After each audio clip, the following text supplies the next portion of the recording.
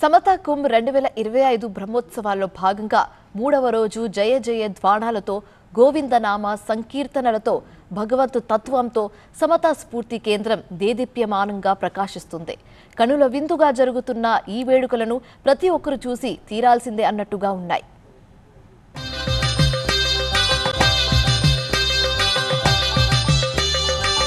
బ్రహ్మోత్సవాల్లో మూడవ రోజు జరిగిన ప్రధాన ఘట్టం శ్రీ రామానుజ నూత్తందాది. నూత్తందాది అంటే ఏమిటి? 108 దివ్య దేశాలపై ఆళ్వారులు గానం చేసిన 4000 పాసురాల గురించి మనకు తెలుసు కదా. మరి అదే విధంగా ఒక పరమ భక్తుడు అముదనార్ శ్రీ రామానుజాచార్యుల మీద ఉన్న అచంచలమైన భక్తి విశ్వాసాలతో 108 పాసురాలను రచన చేశారు. ఆ పాసురాలను ఇక్కడ పారాయణ కూడా చేశారు. బ్రహ్మోత్సవాల్లో మూడవ రోజు ఈ రామానుజ నూత్తందాది కార్యక్రమం ఎంతో ఘనంగా జరిగింది. రామానుజుల వారి వైభవాన్ని అముదనార్ అనే మహానుభావులు కీర్తించారు. భగవద్ రామానుజు వారి హృదయంలో 108 దివ్య దేశాలు మాకు ఇక్కడే స్థానము అంటూ వచ్చి కూర్చున్నాయట. అంతటి గొప్పవారట భగవద్ రామానుజులు.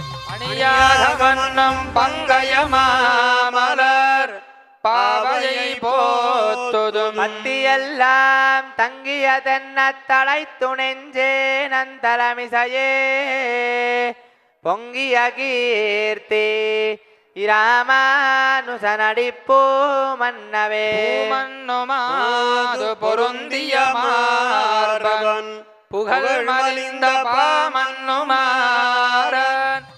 సమతా కుంభ్ వేడుకల్లో భాగంగా ప్రతి సాయంత్రం విష్ణు సహస్రనామ పారాయణం మనస్సును మానస సరోవరంగా మార్చే దివ్య తేజం. ఆ దేవదేవుని విష్ణు సహస్రనామ పారాయణంతో ఈ సమతా స్ఫూర్తి కేంద్రం వైకుంఠాన్ని తలపిస్తోంది. ప్రతి నిత్యం వేలాది మంది భక్తులు ఈ విష్ణు సహస్రనామ పారాయణంలో పాల్గొని పునీతులవుతున్నారు.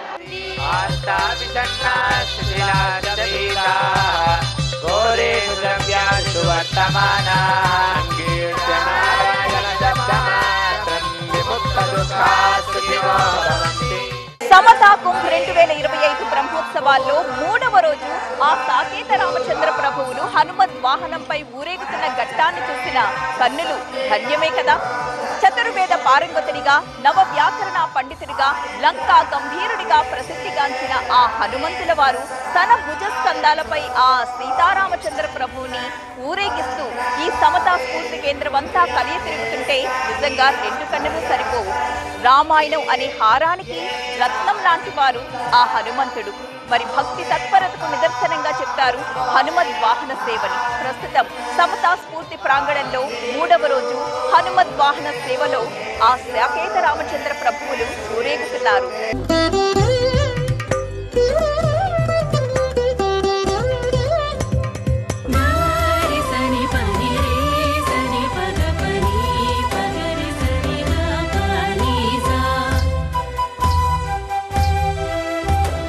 గరుడ వాహన సేవ. ఆ గరుడును ఆ స్వామి వారికి దాసుడు సఖుడు. వాహనం పతాక చిహ్నం. గరుడను వైష్ణవ సంప్రదాయంలో పెరియ తిరువడి అంటారు. నిజంగా ఒక్క గరుడ వాహన సేవ చూస్తేనే మన జీవితం ధన్యమైపోతుంది అనుకుంటాం కదా. అలాంటిది రోజుకు 18 గరుడ సేవల్లో దివ్య దేశాధీశులు భక్తుల్ని అనుగ్రహిస్తున్నారు. ఆ స్వామి వారికి దేవదేవుడికి గరుడితో ఉన్న అనుబంధం ఎలాంటిదో ఈ సేవ మనకి నిదర్శనంగా నిలుస్తుంది.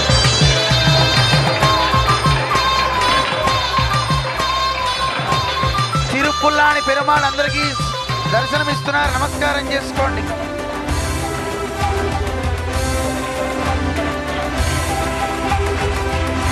అరుణ కమలవల్లి సమేత స్థితనారాయణ స్వామి వేంచేస్తున్నారు. కేశవాది తండ్రిగా మెచ్చుకున్నారు.